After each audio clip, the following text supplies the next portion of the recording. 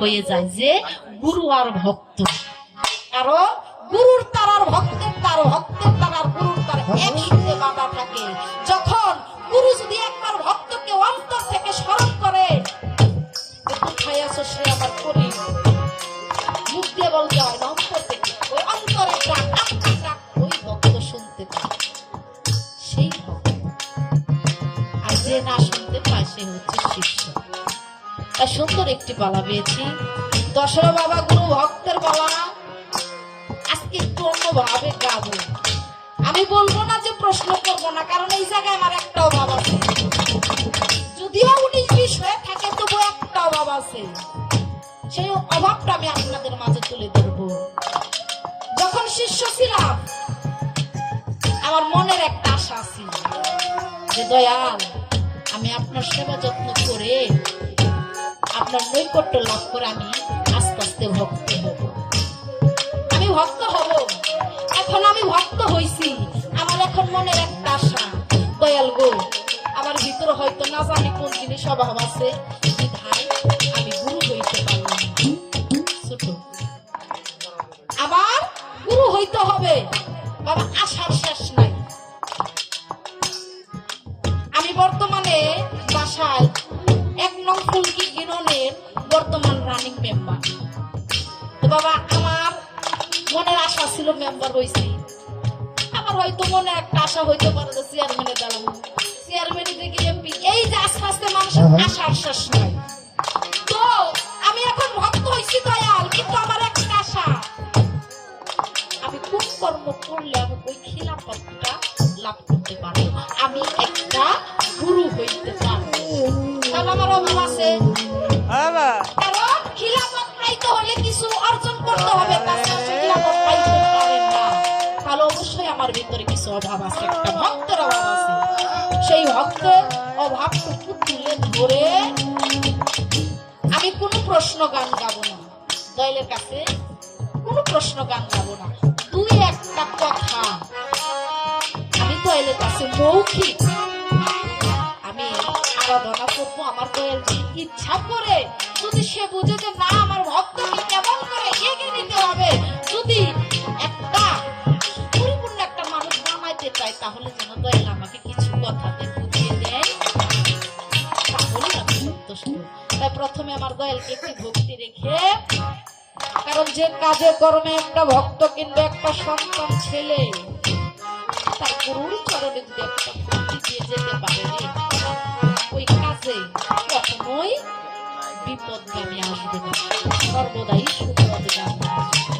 দয়ালের যদি কৃপায় একটা ভক্তের প্রতি থাকে, তাই ছোট করে একটি গান গাবো এবং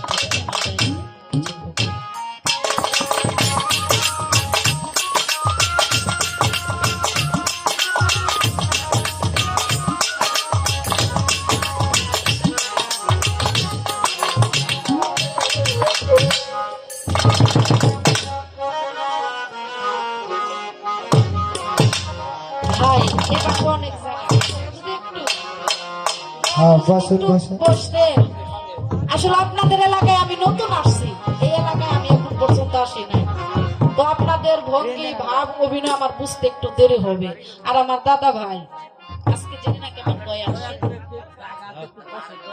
4 বার এসেছে, তার আপনারাও তাকে চিনে, আমার দয়াল আপনাদেরকে চিনে, তাদের ভাবও জানা মোটামুটি আছে। তো আপনারা একটু বসেন, একটু সামনের দিকে বসেন, কারণ পিছনে বসলে আপনাদের চেহারা না দেখলে ভালো লাগে না, সামনে বসলে চেহারাটা সর্বসময় দেখা। তাই কবি কি বলেছে,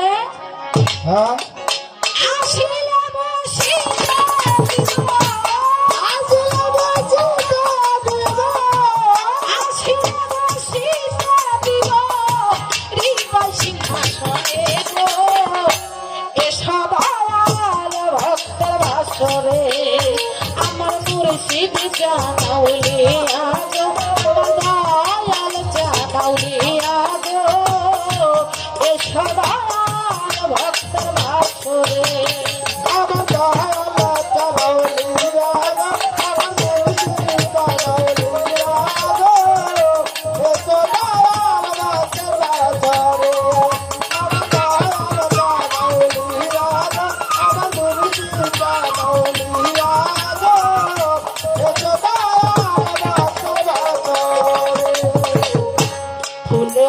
ফলে সাজাইব তোমার আসন গো,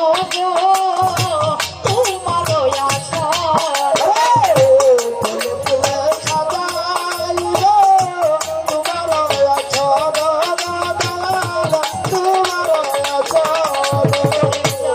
ফুলে ফলে সাজাইব তোমার আসন গো, তোমার আসন। তোমার জন্ম হইছে পাগল, তোমার জন্ম হইছে ভক্তের হৃদয় জানা গো। এসো দয়াল ভক্তের বাসরে, আমার মুর্শিদ জানাইয়া গো, আমার দয়াল জানাইয়া গো। এসো দয়াল ভক্তের বাসরে, আমার দয়াল জানাইয়া গো, আমার মুর্শিদ জানাইয়া গো।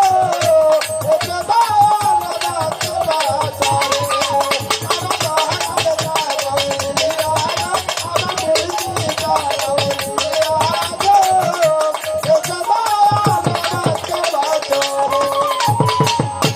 তুই চরণের নুপুর হইয়া চরণে লাগিব গো, তোমার চরণে লাগিব। তুই চরণ নুপুর হইয়া চরণ বলিব গো, চরণ বলিব। চরণের নুপুর হইয়া চরণে লাগিব গো, তোমার চরণে লাগিব। চরণ ধুলি চোখে মাইখা, ধুলি চোখে মাইখা সুরমা পাইয়া যাবো গো। এসো দয়াল ভক্তের বাসরে, আমার মুর্শিদ জানাইয়া গো, আমার দয়াল জানাইয়া গো। এসো দয়াল ভক্তের বাসরে, আমার দয়াল জানাইয়া গো, আমার মুর্শিদ জানাইয়া গো। এসো দয়াল ভক্তের বাসরে। দিনে দিনে আয়ু বেলা সব গেল ফুরাইয়া গো, আমার সব গেল ফুরাইয়া।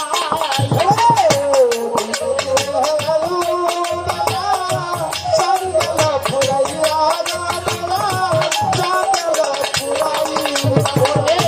দিনে দিনে আয়ু বেলা সব গেল ফুরাইয়া গো, আমার সব গেল ফুরাইয়া। তোমার আশায় কে আছে, তোমার আশায় কে আছে, তোমার আশায় কে আছে, তোমারই ডাক দিয়া গো। এসো দয়াল ভক্তের বাসরে, আমার মুর্শিদ জানাইয়া গো, আমার দয়াল জানাইয়া গো। এসো দয়াল ভক্তের বাসরে, আমার মুর্শিদ জানাইয়া গো, আমার দয়াল জানাইয়া গো। এসো দয়াল ভক্তের বাসরে। আমি ফুলে ফুলে সাজাইব তোমার আসন করিম জান, তোমার আসন।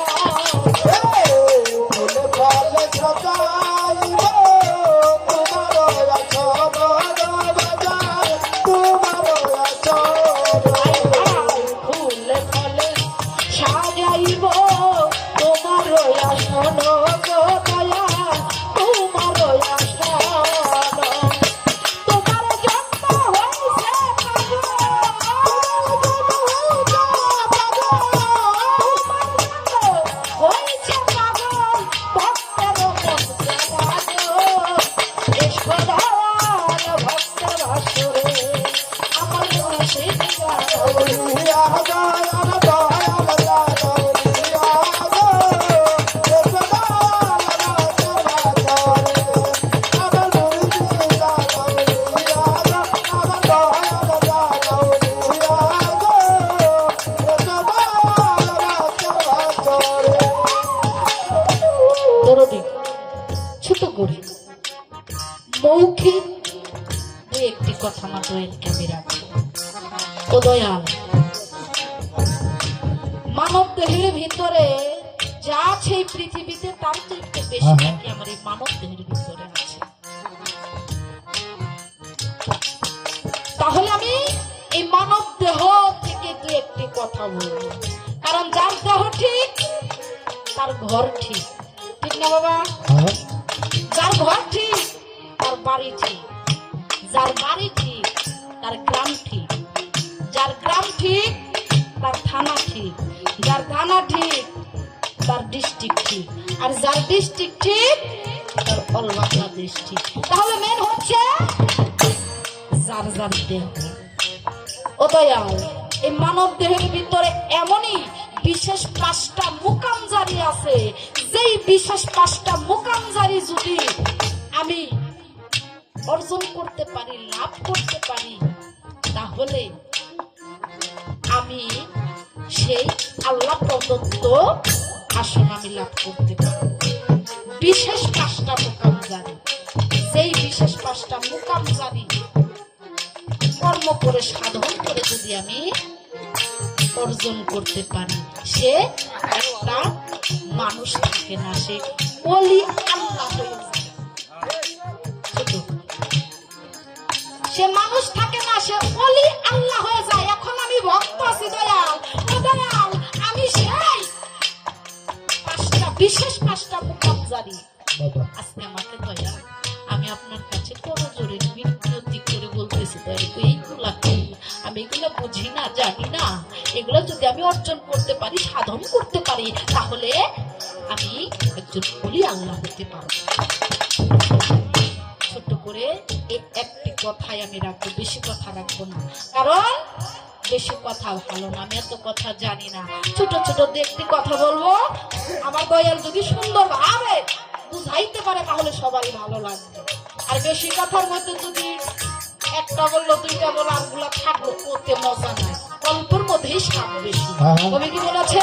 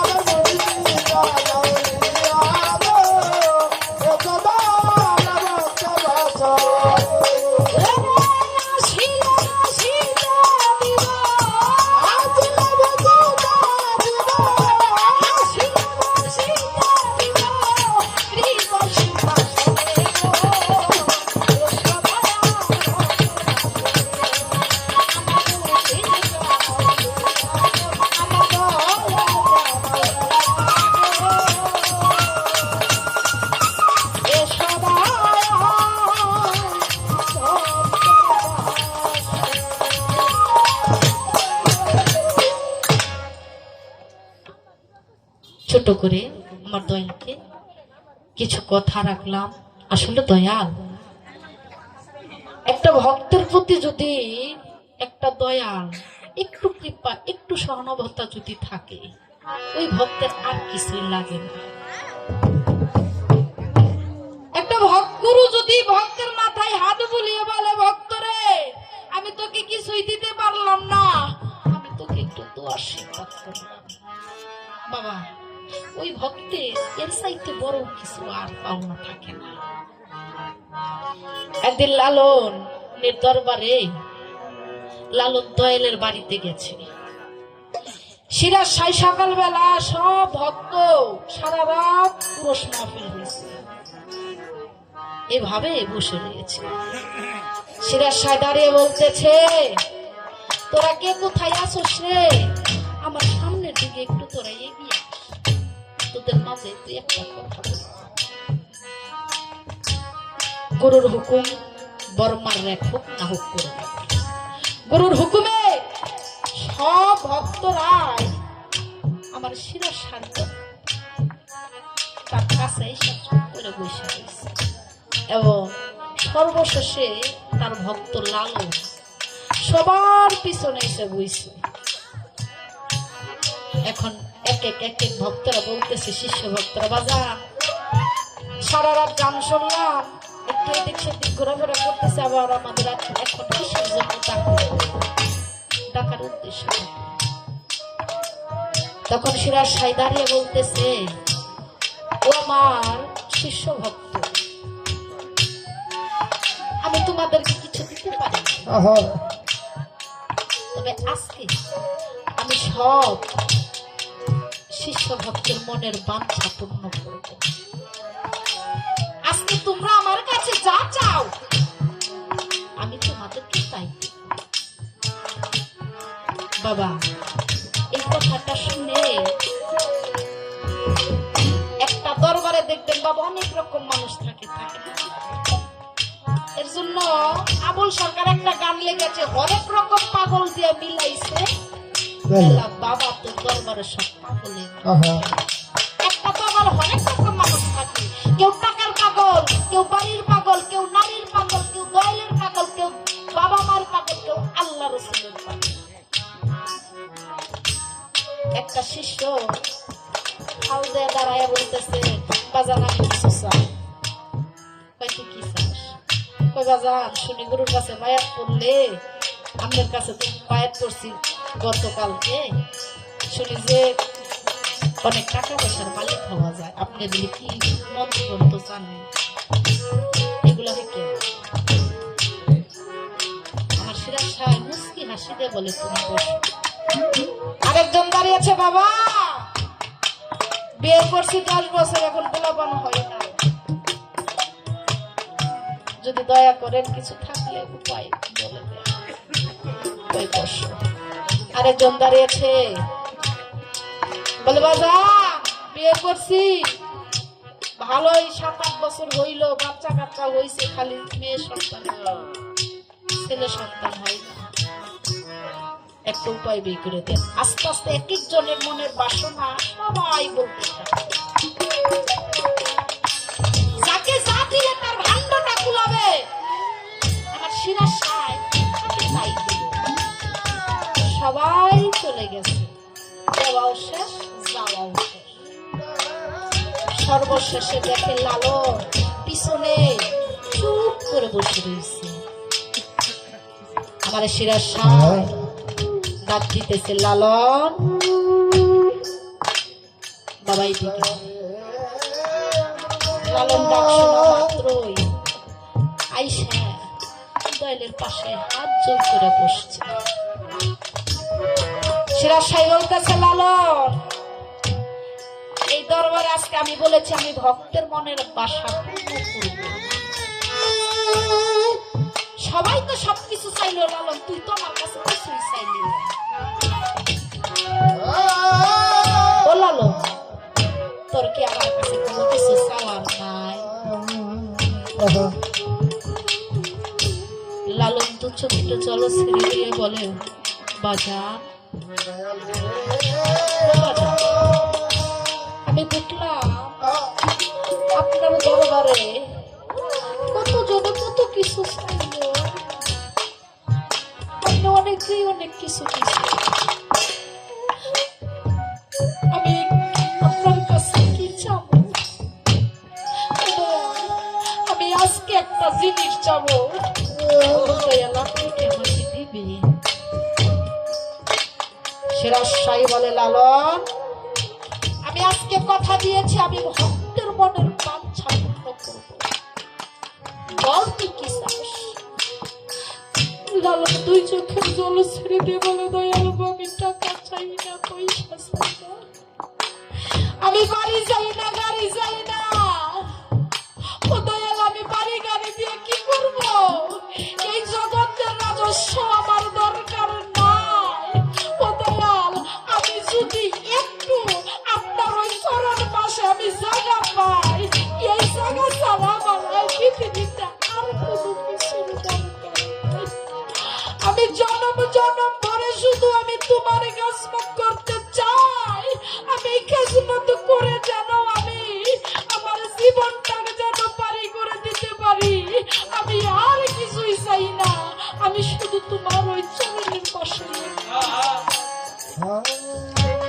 তাই কবি কি বলেছে? জনম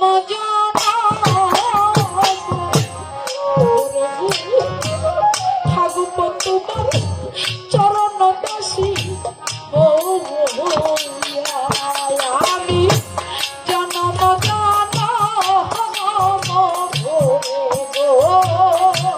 থাকব তোমার চরণ দাসী, ও আমার মানব জনম ধন্য হবে।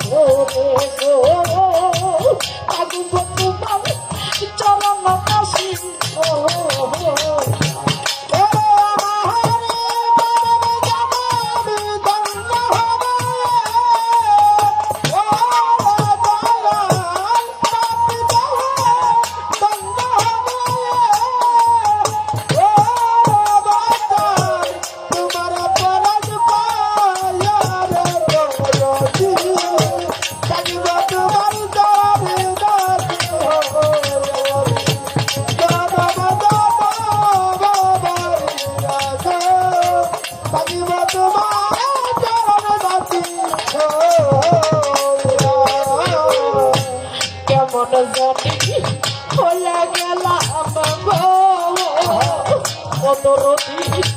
রূপে নয়ন দিয়া রে করিম রূপে নয়ন দিয়া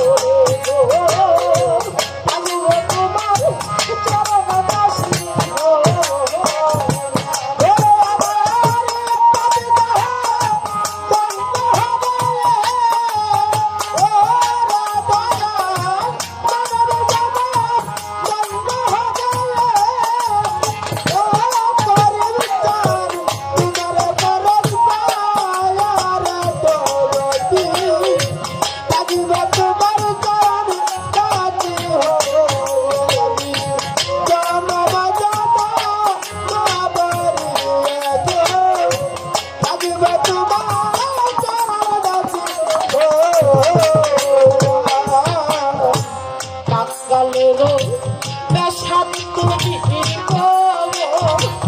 তোরে পেশাব কই রইলা লোগায় নুরুদি কই রইলা লোগাইয়া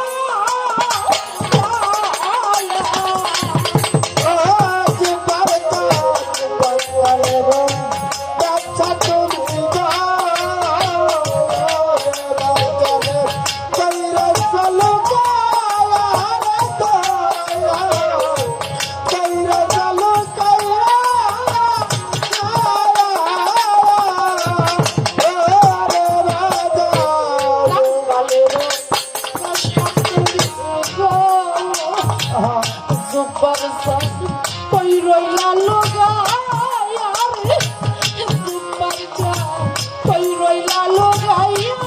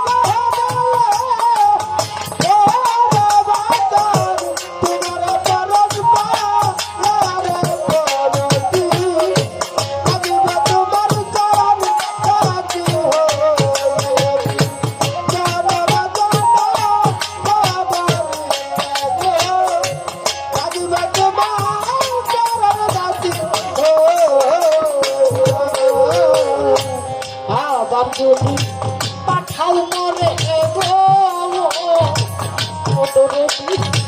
মানব জন্ম দিয়া যুগর মানব জন্ম দিয়া